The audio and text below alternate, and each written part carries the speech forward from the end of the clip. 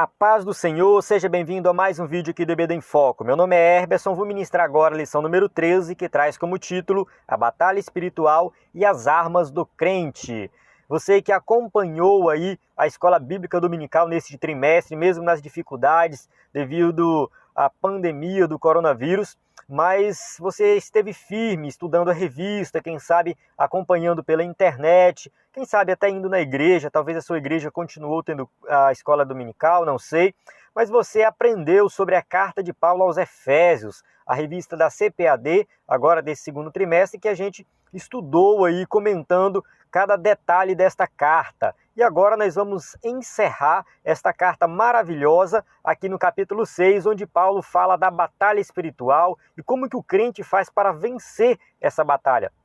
É muito importante a gente falar da questão da batalha espiritual, né, em si, mas também é mais importante ainda dar as diretrizes para que essa guerra seja vencida, essa batalha, né, seja uma batalha onde nós tenhamos aí as armas, né, que nós precisamos, né, as armas necessárias dadas por Deus para que nós possamos vencer a batalha espiritual. É um tema muito importante, muito interessante, um tema que é muito mal ensinado na maioria das igrejas, há um certo exagero por uns e há um certo desprezo por outros em relação à questão da batalha espiritual.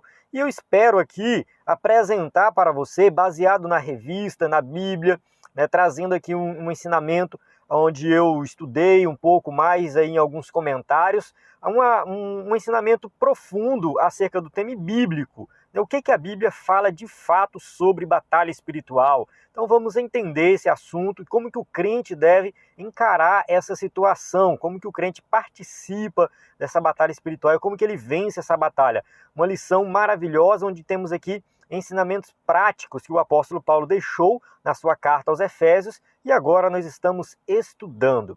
Bem, vamos lá, né? A gente está encerrando aqui o trimestre, então a lição 13, última lição, e como a gente sempre faz no EBD em Foco, a gente posta o slide de encerramento, que é um slide resumindo todas as lições. Nós temos aí um slide ele é um slide bem grandão mesmo, sabe?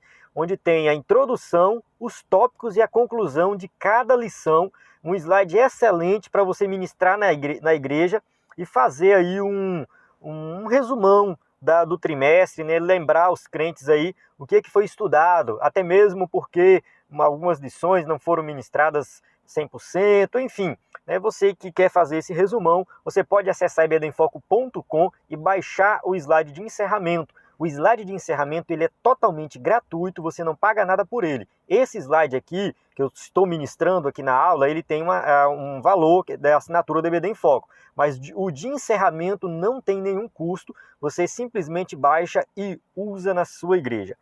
Vamos lá, né? Já que a gente falou do encerramento, a gente vai falar do próximo trimestre. Nós lançamos a nossa revista para o terceiro trimestre, que é uma revista sobre escatologia, né, o fim dos tempos, entendendo a visão pentecostal da escatologia. A gente pegou aí os temas relacionados à escatologia, a volta de Jesus, arrebatamento, enfim, você vai ter todo o passo a passo, a ordem dos acontecimentos, tudo detalhado, uma lição que nós assim nos reunimos, pedimos a direção de Deus, produzimos esse conteúdo, um conteúdo de excelência para você ministrar na sua igreja. No entanto, nós também vamos usar a revista da CPAD. Então nós teremos aí no site do EBD em Foco a nossa revista, tá? A nossa revista vai estar lá com slide em PowerPoint, aula em vídeo, aula em áudio. A revista da CPAD também, tá? A gente não vai deixar de fazer CPAD, vai estar lá também aula em vídeo, aula em áudio, slide em PowerPoint.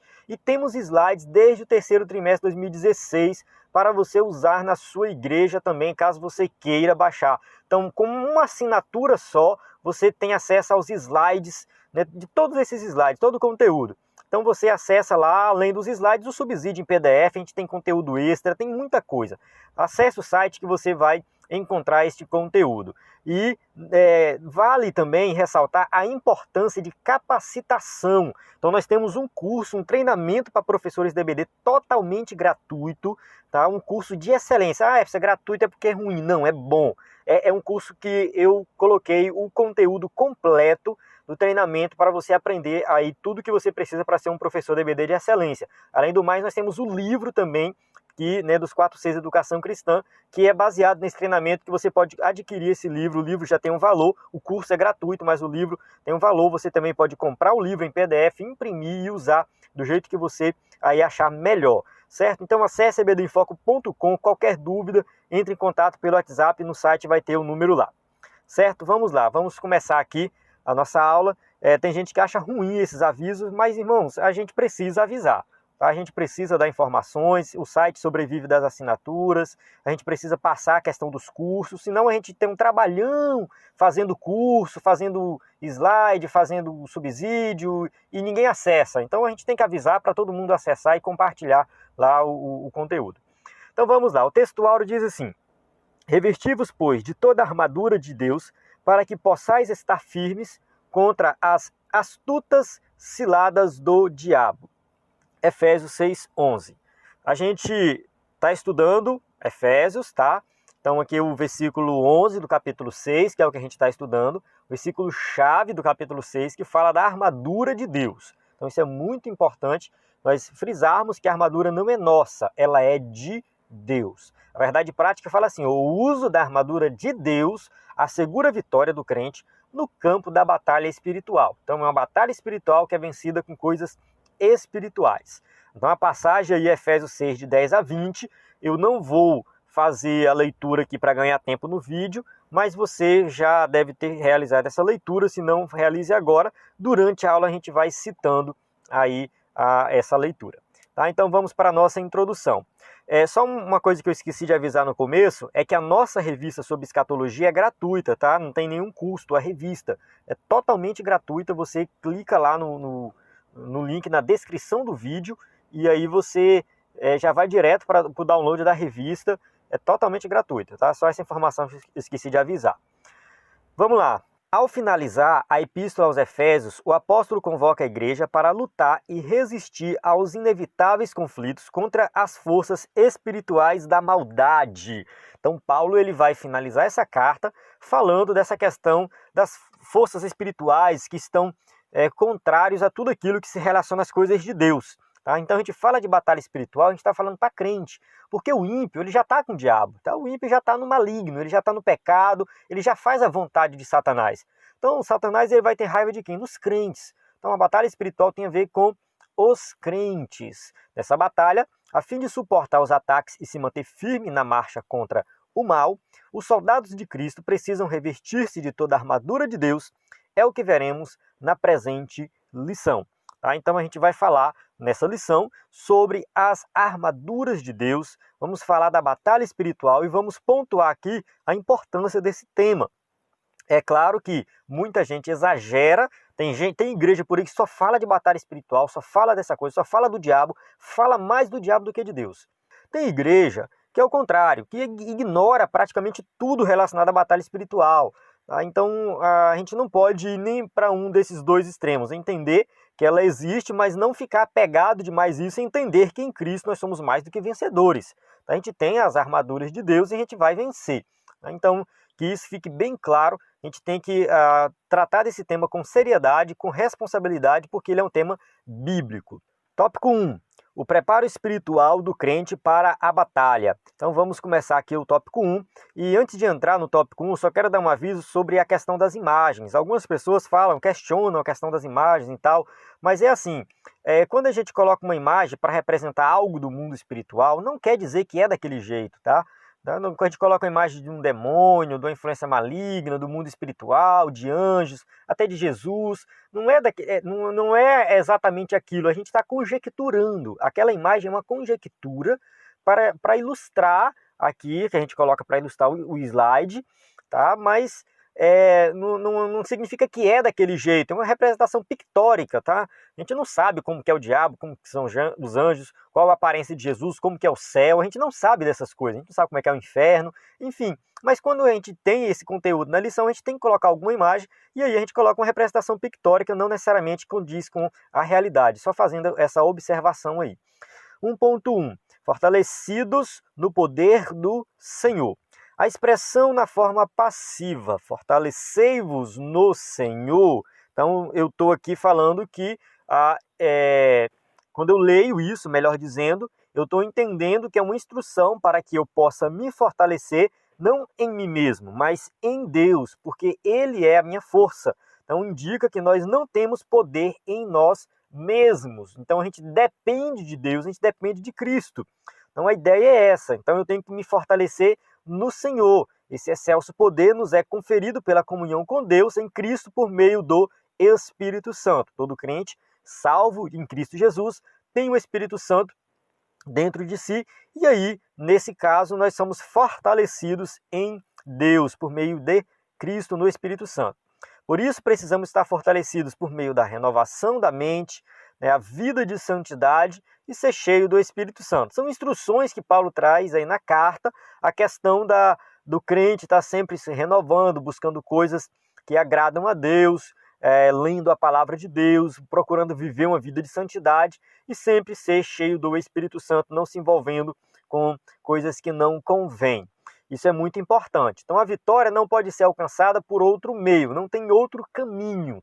Então como que eu vou ter a vitória na minha vida espiritual? Eu tenho que buscar a Deus, eu tenho que ler a Bíblia, eu tenho que buscar de fato e viver isso na prática. Conhecer as Escrituras sem a devida obediência e frequentar os cultos sem a genuína conversão não são suficientes. Então, tem gente que acha que o fato de ir à igreja já é alguma coisa, mas se aquilo não gera uma conversão, se você não está sendo de fato obediente e servindo a Deus, do meu ponto de vista, não vale de nada. O escritor da revista colocou aqui, não são suficientes, para mim seria não são nada, não serve de nada. Muita gente está na igreja, muita gente lê a Bíblia, mas não tem compromisso com Jesus. Então, se você não tem compromisso com Jesus, você não está apto para ter uma vitória na vida espiritual. Isso não faz sentido nenhum. Tá? Não é que não faz muito sentido, não faz sentido nenhum. Tá? Não tem lógica isso. Só é vitorioso na vida espiritual quem de fato é convertido. Não obstante, o poder de Deus está disponível aos fiéis para que, aí aqui coloca assim: eis que vos dou poder para pisar serpentes e escorpiões e toda a força do inimigo, e nada vos fará dano algum. Na Lucas 10:19. Então aqui essa questão de nós termos o poder do Espírito Santo, esse poder que nós recebemos de Deus, mediante o Espírito Santo que habita em nós, nos dá essa capacidade de vencer o inimigo. Nada vai nos fazer dano. 1.2. Vigilantes em toda a oração e súplica. Paulo enfatiza a necessidade de uma vida cristã permeada pela prática da oração. Então Paulo ele vai falar de oração o tempo todo. Ele ora nas suas cartas, a gente já falou de oração aqui nas lições anteriores. Então é muito importante a ênfase que Paulo dá na oração. Então não é possível entrar em combate sem a cobertura de tão preciosa arma espiritual. Lucas 21:36 diz: estejam sempre atentos e orem para que vocês possam escapar de tudo o que está para acontecer, estar de pé diante do Filho do Homem. Então aqui a questão da oração vale para tudo na vida, tá? Diante das dificuldades, das tribulações, nós temos que sempre orar, tá? A gente vence a luta espiritual, essa guerra espiritual, mediante jejum e oração. A expressão orando em todo tempo, com toda oração e súplica no Espírito, significa clamar pelo favor divino em qualquer circunstância e oportunidades. Nesse caso, eu tenho que orar o tempo todo, você tem que orar o tempo todo, nós temos que orar em qualquer circunstância e qualquer oportunidade. Tá? Tudo depende de nós vivermos uma vida de oração. Esse clamor deve estar acompanhado de vigilância. A gente vê também, a Bíblia fala muito da questão da vigilância. Então não adianta somente eu orar se eu não vigiar, se eu não tomar os devidos cuidados com relação à questão da tentação, dentre outras coisas. Eu tenho que tomar cuidado para evitar qualquer exagero nas minhas atitudes, enfim. A vigilância é algo muito amplo, né? A gente pode tratar de vigilância aqui na vida sexual, vigilância no trabalho, vigilância, enfim, na criação dos filhos, no tratamento com a esposa, com o esposo. E a vigilância aqui é de forma algo bem amplo mesmo. Mas o que fica bem claro é, eu tenho que orar, mas eu também tenho que vigiar. pois esta preserva o crente das astutas ciladas do inimigo. Então a gente tem que estar preparado em oração e também em vigilância, porque o inimigo ele vai preparar o quê? Ciladas. E ciladas astutas, coisas que a gente às vezes ignora. A gente, não, isso aqui é uma besteirinha de nada, a gente acaba caindo, a gente acaba achando que não é nada e acaba se enrolando com alguma coisa ali que a priori não era nada demais. No entanto, aquilo era uma cilada de Satanás para nos derrubar. Então a gente tem que tomar um pouco de cuidado, né? Um pouco não, muito cuidado com isso.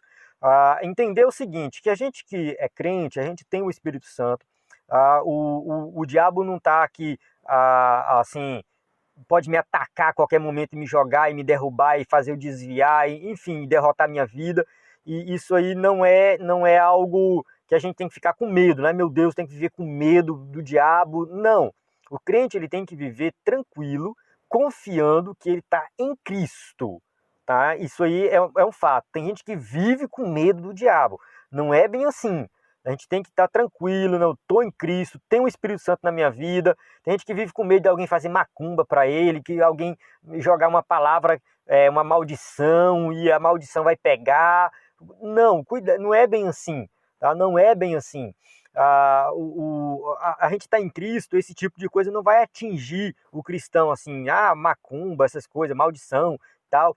Aqui a gente está falando mais assim do meu ponto de vista, que eu estou entendendo tanto a abordagem da lição quanto também a abordagem de Paulo, envolvendo mais a questão de pecado mesmo, aquilo que pode levar o cristão a pecar, ou quem sabe desanimar no meio do caminho, querer parar de ir à igreja, de ler a Bíblia, essa questão de fraquejar o cristão para que ele não ore muito, para que ele não busque a Deus, tá? Então, são coisinhas assim que a gente fala assim, tu tem o hábito de orar, mas aí de repente começa a acontecer imprevistos e tu não ora mais, todo dia acontece um imprevisto. Aquilo ali pode ser uma cilada do inimigo para evitar que você ore. Tá? É claro que a gente não pode ficar também dizendo que tudo é o diabo. Uma dor de cabeça é o diabo, não sei o que é o diabo.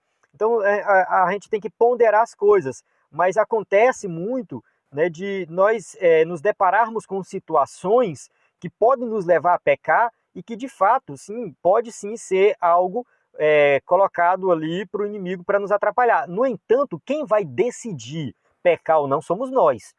Então nós não somos vítimas de Satanás por causa do pecado. Falar assim, eu só peco porque o diabo faz eu pecar. Não, você peca porque você decide pecar. Você toma a decisão de pecar. Se ele armou uma cilada, se ele colocou algo para fazer você cair, isso aí é o trabalho dele. Tá? A sua função é estar em Cristo, evitar todo tipo de erro, tá? E não ficar culpando o diabo por tudo que acontece.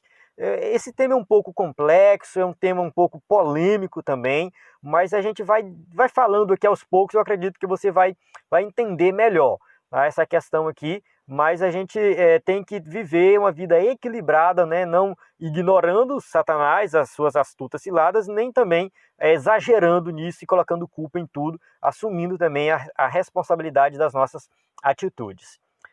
Tópico 2. Conhecendo o campo da batalha espiritual. 2.1. As astutas ciladas do diabo.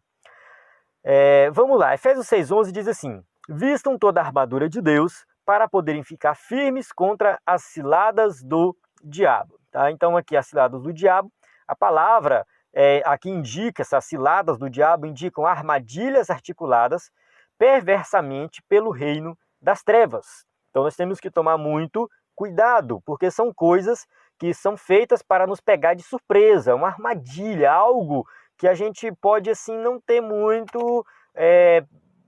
percepção do que está acontecendo. É algo feito justamente para nos pegar. Uma armadilha nesse sentido. Então o cristão ele tem que estar atento com relação a essas armadilhas para que ele não venha cair. O líder desse reino é identificado como diabolo, né, no grego aí, a palavra diabolo, que significa caluniador e acusador. Então ele é aquele que vai caluniar e que vai nos acusar de tudo que nós fazemos de errado. Ele vai apontar o erro, ele vai acusar o tempo todo.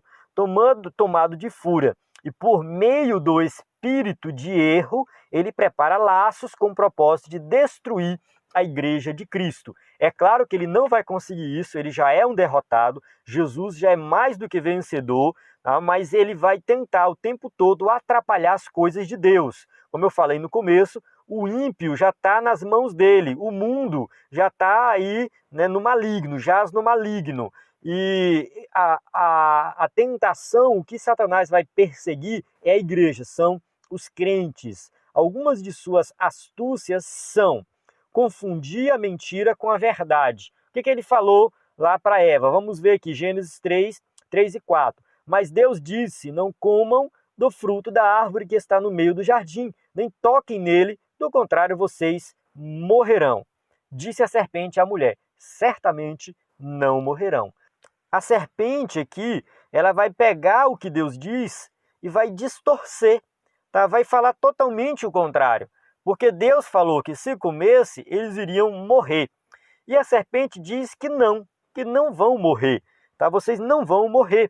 E lá no Apocalipse, essa serpente é identificada como sendo Satanás, né? Fala de Satanás, a antiga serpente. Então a gente já vê aqui, na verdade, Satanás enganando Eva e mentindo para ela, transformando ali, né, o que Deus falou, distorcendo o que Deus falou, melhor dizendo, e contando uma mentira. Então isso aqui é uma de suas astúcias. Deturpar as escrituras é outra astúcia dele. Mateus 4,6 fala assim, ó, se você é o filho de Deus, jogue-se daqui para baixo, pois está escrito, ele dará ordem a seus anjos a seu respeito, e com as mãos eles o segurarão para que você não tropece em pedra alguma. Então ele vai lá, pega uma passagem do Salmo 91 e traz para Jesus e fala assim, olha Jesus, né, o que está escrito aqui é a Bíblia, é a palavra de Deus. Então ele está deturpando, ele pega um texto fora do contexto e faz uma aplicação totalmente errada para esse texto, né? E isso acontece muito. Infelizmente, isso acontece nos púlpitos da igreja. Pessoas que, de fato, não têm nada de Deus, né? Não sabe, não estuda a Bíblia e só quer enganar o povo, pega um texto bíblico fora do contexto e explica algo totalmente errado, só a fim, às vezes, de arrancar dinheiro do povo, de colocar medo no povo. Tem muito disso por aí. E isso já é imitando o que Satanás faz, tá? Eu vejo algumas coisas, alguns absurdos nos púlpitos por aí, mas já é imitando a ação de Satanás, porque isso é o que ele faz, ele deturpa as escrituras. Número 3, dissimular e induzir a dissimulação. 2 Coríntios 11, 13 e 14 fala, pois tais homens são falsos apóstolos, obreiros enganosos, fingindo-se apóstolos de Cristo. Isso não é de admirar, pois o próprio Satanás se disfarça de anjo de luz. Olha só, o próprio apóstolo Paulo falando de homens, falsos apóstolos, falsos obreiros, que começam a enganar o povo e fazer o povo se admirar. E aí muita gente caindo. Não, mas é um homem de Deus, mas ele trouxe umas verdades, mas foi maravilhoso, foi lindo o que ele falou, ele profetizou isso e aquilo. Paulo fala, olha, não se iludam com isso, porque o próprio Satanás pode se transformar em um anjo de luz e enganar. Então, toma muito cuidado, isso aqui vale para nós, né? Vale muito para nós. Nós temos que prestar muita atenção quando formos ouvir alguém pregar, tá? Porque ali pode estar alguém sendo, quem sabe, usado por Satanás para nos enganar, né? Deturpando todo o ensino de Jesus. O número 4, fazer falsos sinais, 2 Tessalonicenses 2,9. Aqui Paulo está falando do anticristo, ele fala assim, a vinda desse perverso é segundo a ação de Satanás, com todo o poder, com sinais e com maravilhas enganadoras. Então Satanás, ele pode sim usar aí a sua influência para realizar milagres, coisas maravilhosas, e tem gente que se ilude com isso. Quando vê o milagre, fala, é de Deus, né? O milagre aconteceu, é de Deus. Só que a mensagem está toda errada. A gente não tem que olhar o milagre, a gente tem que olhar a mensagem, a gente tem que olhar a vida do pregador, a gente tem que olhar tudo, a gente tem que olhar tudo, porque diante de tudo isso que a gente vai concluir se tem algo de Deus ou não. Porque só o fato de ter o milagre não significa que é de Deus, pode ser obra maligna.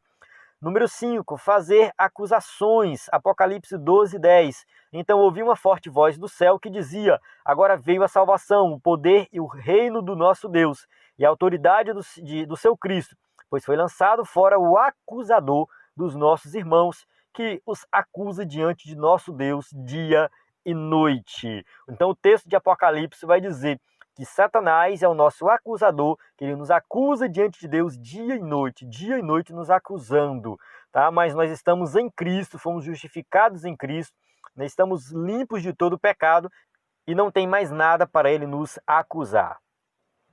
Número 6, semear incredulidade. 2 Coríntios 4:4. O Deus desta era cegou o entendimento dos descrentes para que não vejam a luz do evangelho da glória de Cristo, que é a imagem de Deus. Então ele já cegou o entendimento dos ímpios. Então, para a gente evangelizar, pregar, fazer a obra, a gente tem que orar, a gente tem que buscar a Deus e pedir para o Espírito Santo fazer a obra.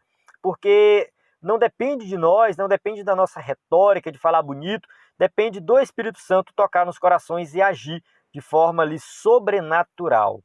Número 7, promover ideologias anticristãs. 2 Tessalonicenses 2, 3 e 4, também dentro do contexto aí do anticristo, fala assim, né, estudando sobre o anticristo: não deixe que ninguém nos engane de modo algum antes daquele dia que virá a apostasia. Então será revelado o homem do pecado, filho da perdição. Este se opõe e se exalta acima de tudo que se chama Deus, ou é objeto de adoração, a ponto de assentar no santuário de Deus, proclamando que ele mesmo é Deus. Então aqui, falando do anticristo, mas é uma aplicação também que serve para os dias de hoje, que muitos começam a colocar aí coisas que contrário a tudo que é contrário à palavra de Deus, tudo que é contrário ao evangelho, começa a dizer que é o certo. Então, né, se o casamento certo é de homem com mulher, eles falam que é errado e o certo é homem com homem, mulher com mulher. Então começa por aí, tá? E dentre outras coisas, só dei um exemplo, né? Então começa a deturpar as verdades de Deus, né? Promove ideologias totalmente anticristãs. Então tudo isso é que Satanás faz. Mas diante desse quadro, o texto sagrado ordena: revesti-vos de toda a armadura de Deus. Tá? Então, diante de tudo isso, eu tenho que entender que eu tenho essa armadura, que essa armadura é de Deus. 2.2. O conflito contra o reino das trevas. Paulo enfatiza que esse conflito não é contra carne e sangue. Tá? Essa palavra carne e sangue está se referindo à questão do ser humano aí, não é contra uma outra pessoa, não é o conflito que nós estamos envolvidos, não vai ser vencido diante dessa situação onde eu uso a força bruta, tá? Eu uso a minha força para vencer. Não é isso. Não se trata de lutar contra o ser humano, né? Mas contra o reino das trevas nas regiões celestes. Então a gente tem que entender que isso aqui é o que? Um mundo espiritual. É uma guerra espiritual, não tem nada a ver com o ser humano em si. Então, essas declarações indicam que a batalha não é física, mas travada no mundo espiritual. O conflito é contra as hostes que, debaixo da autoridade do diabo, mantêm os homens na escuridão. 1 João 5,19, sabendo que somos de Deus e que o mundo todo está sob o poder do maligno, o mundo está corrompido. Aqui vale ressaltar o seguinte, que lutar contra as coisas do mundo espiritual envolve oração, pregação do evangelho, ensino da palavra. É isso que a gente tem que fazer. E o que acontece? Muita gente hoje, confia em políticos para resolver o problema do pecado, acha que o fato de ter um político crente que defende o evangelho vai resolver o problema do pecado. Não é isso. Tá? Eu defendo a ideia de que nós temos que ter, sim, políticos crentes, pessoas na política que têm compromisso com a palavra de Deus. Eu defendo essa ideia, eu levanto essa bandeira, eu acredito que o crente tem que, sim, se envolver com política.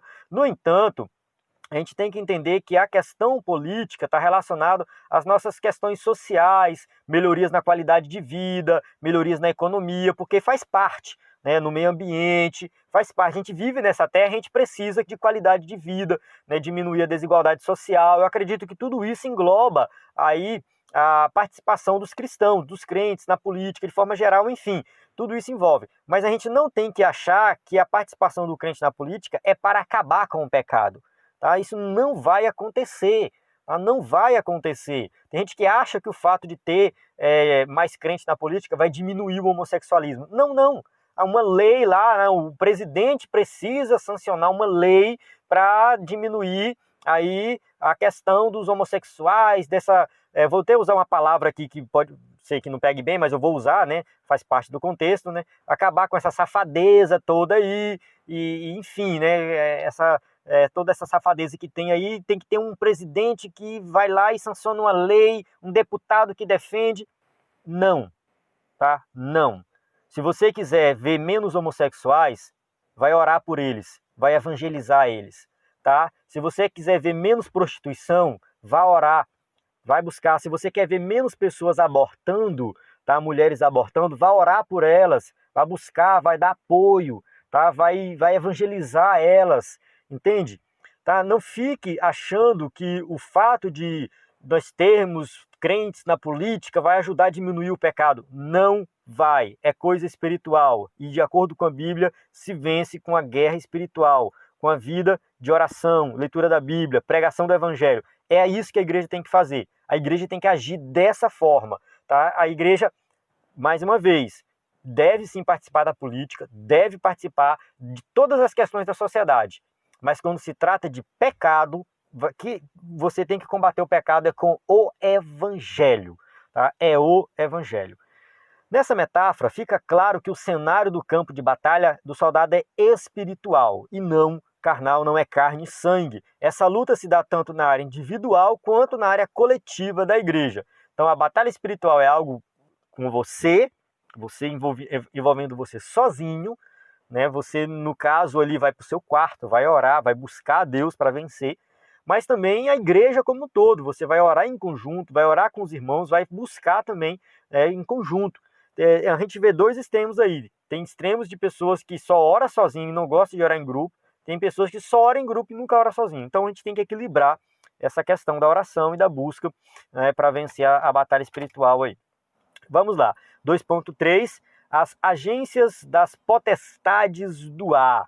Né, continuando aqui, mas essa questão, Paulo indica as forças do mal que marcham contra a igreja como principados e potestades, príncipes das trevas destes séculos e hostes espirituais da maldade.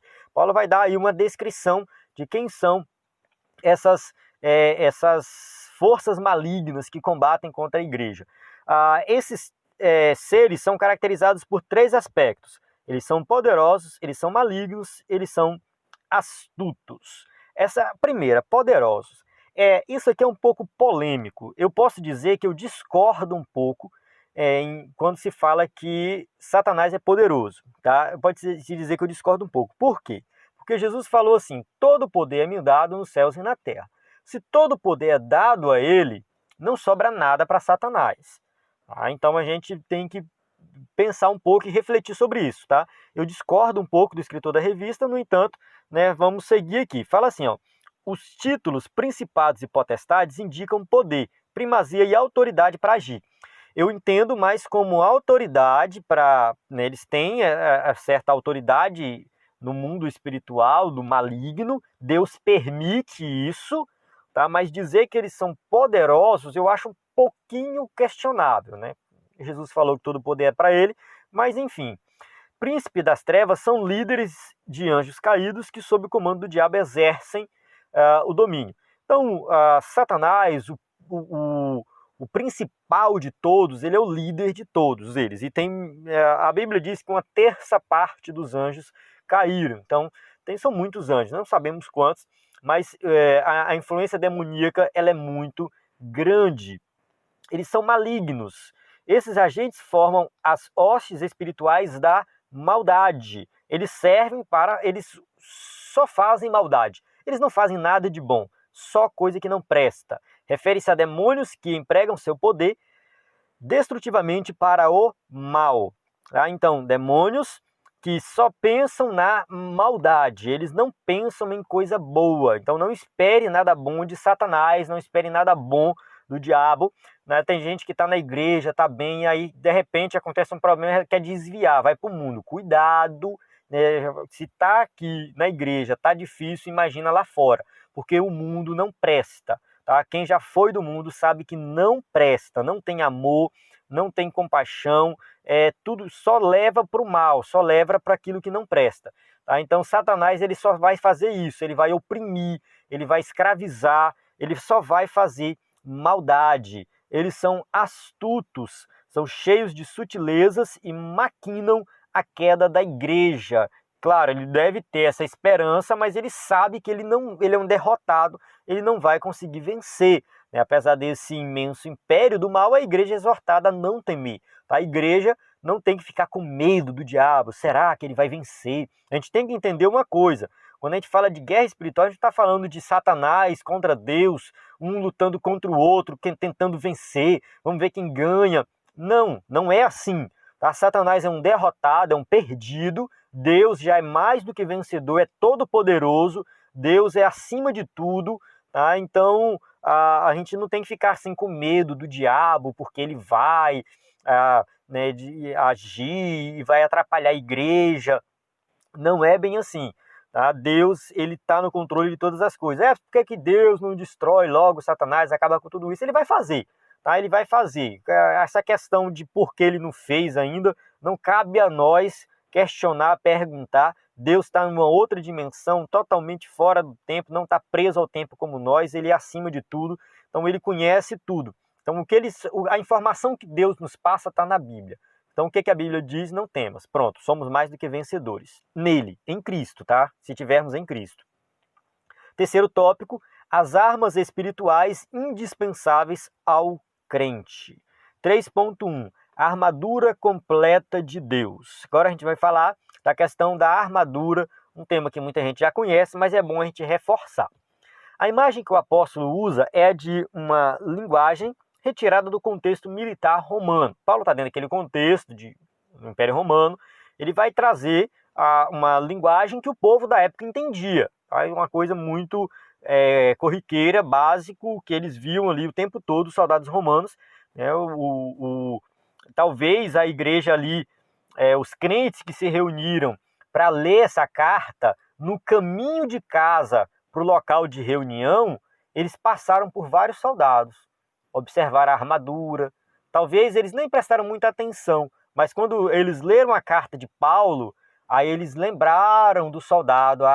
Tá. E aí quando eles saíram da igreja, eles foram passando na rua e vendo os soldados e lembrando daquilo que Paulo falou, da armadura. Então é algo bem do cotidiano mesmo daquela época. Por isso que a gente precisa estudar para entender esse cotidiano, entender o que são essas armaduras e como que se aplica na nossa vida.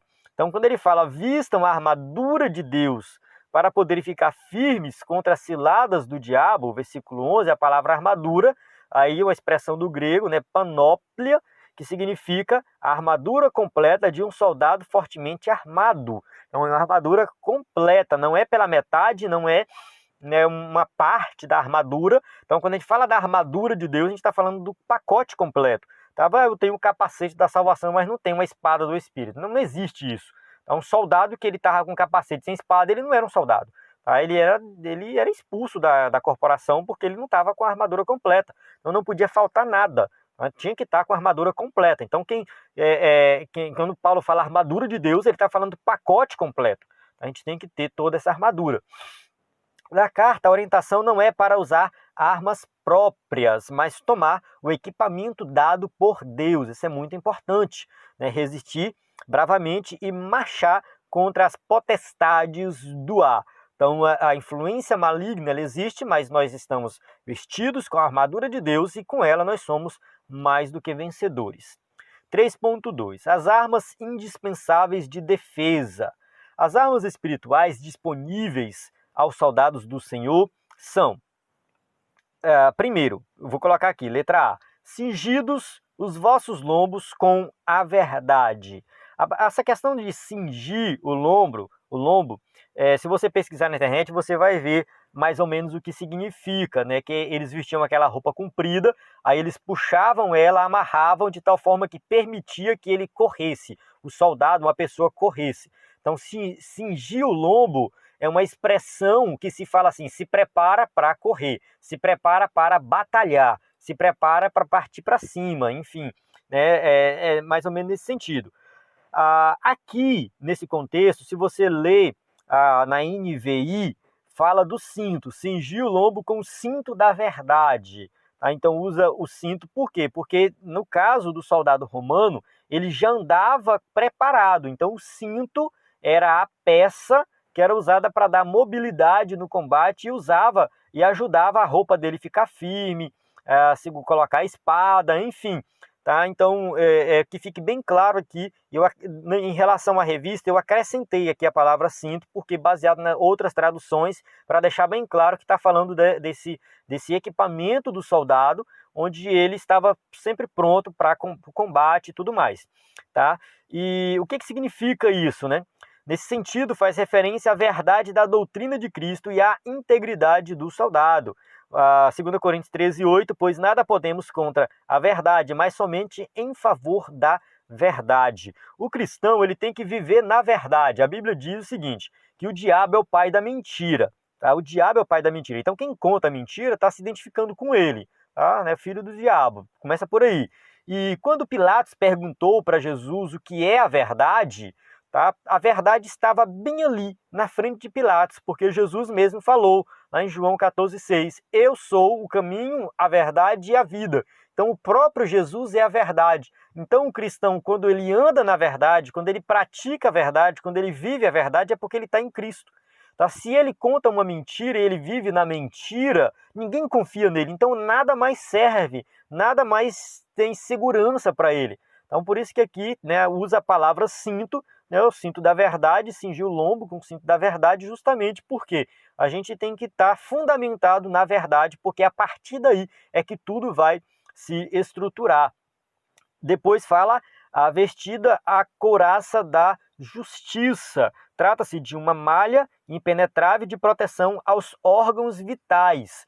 Aqui, a couraça da justiça, ela protegia na frente e atrás. Tá? E algumas couraças, elas eram compridas, iam até na perna, então dependia muito aí da questão da couraça que era para usar. Mas ela protegia o coração, o pulmão, né? Protegia ali órgãos que, se fossem atingidos, o soldado já morreria logo. Então, essa couraça, ela protegia e dava essa segurança a mais para o soldado. Então, refere-se à justiça de Cristo e à retidão do bom soldado no campo de batalha, 2 Coríntios 6,7. Na palavra da verdade, no poder de Deus, com armas da justiça, quer de ataque, quer de defesa. Então, quando a gente fala de justiça, a gente entende o seguinte, que nós somos justificados em Cristo. Então, quando a gente crê em Jesus como único e suficiente Salvador, a justiça de Cristo é imputada em nós. Então, nós temos essa segurança porque nós estamos protegidos pela justiça dele que foi imputada em nós. Não é justiça própria, tá? Nós não temos justiça própria, nós não conseguimos produzi-la, mas nós vestimos essa couraça da justiça, que é a justiça de Cristo, e vivemos nessa justiça uma vida de retidão. Calçados os pés da preparação do Evangelho da Paz, o versículo 15. Confeccionada em couro, a meia bota tinha solas cravejadas para dar estabilidade. Então essa sandália que era usada por eles, ela tinha ali no seu solado, né, um pouquinho de metal mesmo, tá? Que fazia com que o soldado ele tivesse aderência, tá? Ele podia andar em qualquer tipo de terreno que ele tinha aderência e ele estava firme, não deslizava, sempre em pé. Então isso dava estabilidade e firmeza na batalha, né? Refere-se à firmeza que o Evangelho proporciona e à prontidão do soldado em testemunhar de Cristo. Não me envergonho do Evangelho, porque é o poder de Deus para a salvação de todo aquele que crê. Primeiro do judeu, depois do grego, Romanos 1,16. Então, quando a gente fala da sandália de preparação do Evangelho, fala, né, do soldado cristão que está firme no Evangelho, tá? Ele crê no Evangelho verdadeiro e genuíno, está firme nesse Evangelho, e ele está preparado para testemunhar Cristo em qualquer situação e levar o evangelho para quem precisa. Tomando, sobretudo, o escudo da fé, o versículo 16. Longo retangular feito de madeira e couro, o escudo protege o corpo inteiro dos dardos incendiários. Então esse escudo ele tinha que proteger, né, dos dardos, das flechas. Às vezes vinha flecha com fogo e eles estavam lá segurando, tá, com o escudo, se protegendo. Então o escudo é uma arma de proteção também. Refere-se à fé inabalável em Deus, que detém a eficácia das calúnias, dúvidas e rebeliões disparadas pelo diabo. Cada palavra de Deus é comprovadamente pura. Ele é um escudo para quem nele se refugia. Provérbios 35.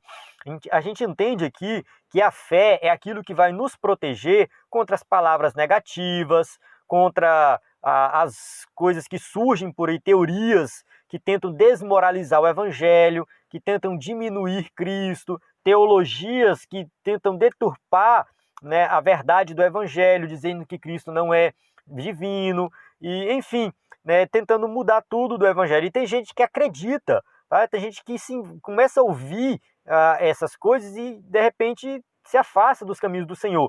E aí a pergunta é por quê? Porque não tinha fé. Porque quando a gente tem fé de verdade, uma fé verdadeira, uma fé fundamentada, ela serve como escudo. Tudo que vem, não é que a gente vai ter aquela fé cega. Tudo que vem a gente, não, isso é mentira, é mentira. Não, peraí, vamos refletir sobre isso.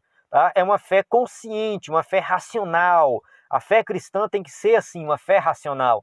Não uma fé cega, onde nega tudo, enfim, e não questiona nada. A gente tem que saber questionar as coisas, a gente tem que saber analisar. Mas quando a fé ela é fundamentada, ela tem esse lado crítico de analisar as coisas e falar assim, não, está errado por causa disso, disso e daquilo. Então, porque eu sigo uma fé verdadeira, uma fé racional. Então, essa questão da fé é bem profunda, não dá para a gente se aprofundar muito aqui, mas que fique bem claro isso, que nós não somos aquele povo que segue uma fé sem questionar e sem saber de fato o que está seguindo. Não, somos um povo que sabemos de fato aquilo que nós cremos. O capacete da salvação. Pesado, resistente, fabricado com bronze ou ferro, o capacete serve de proteção para a cabeça. Então é mais ou menos óbvio, né? Capacete é para a cabeça, então ele serve essa proteção e ele fala de salvação. Então refere-se à certeza da salvação que já recebemos em Cristo e à convicção da plena salvação no último dia. 1 Tessalonicenses 5,8, nós, porém, que somos do dia, sejamos sóbrios, vestindo a couraça da fé e do amor e o capacete da esperança da salvação. Então o cristão ele tem que ter certeza da salvação dele em Cristo Jesus. Ele tem que crer em Jesus como Salvador e saber que Jesus perdoou seus pecados. E não viver com medo. Ah, meu Deus, será que eu sou salvo? Será que eu não sou? Se você crê em Jesus como Salvador, você confia no seu sacrifício, você é salvo. É assim que funciona. A salvação ela é algo que a gente crê pela fé, né? A gente crê no Evangelho e a gente vive o Evangelho. Se você vive o Evangelho, né, você procura viver o Evangelho, amar o próximo, obedecer a Cristo, isso é salvação. E você vai crescendo nessa certeza da salvação. Você vai desenvolvendo isso cada vez mais, tá? E mantendo-se firme no Evangelho. E o interessante de tudo isso é que essas armas elas eram pesadas, né? A armadura por completo, e a gente vai falar da espada daqui a pouco, mas elas eram pesadas. Geralmente a mobilidade com essa armadura era algo que deveria ser treinado. A gente vê lá no Antigo Testamento Davi, quando veste a armadura de Saul, ele não consegue nem andar direito. Por quê? Porque ele não tinha treinamento para isso. E aí, trazendo isso também para o contexto da vida cristã, a gente tem que entender que a gente, como crente, desde o momento que a gente se converte, a gente tem que crescer na vida espiritual. A gente tem que aprender a orar mais, ler mais a Bíblia, crescer mais no conhecimento de Cristo, saber mais de Deus, ter mais intimidade com Deus.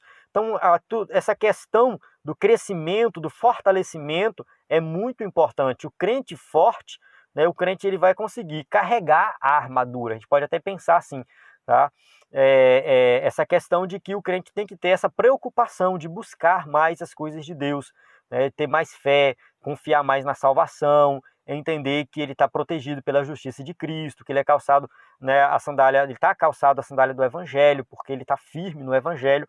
Tudo isso o cristão tem que refletir e viver isso no cotidiano.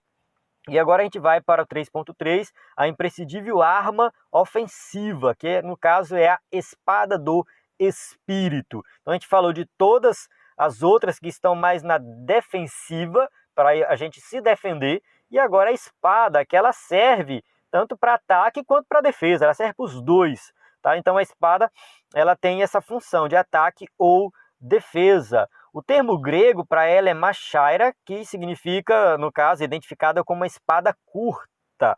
Tá? Uma espada que, se eu não me engano, ia ter 35 centímetros.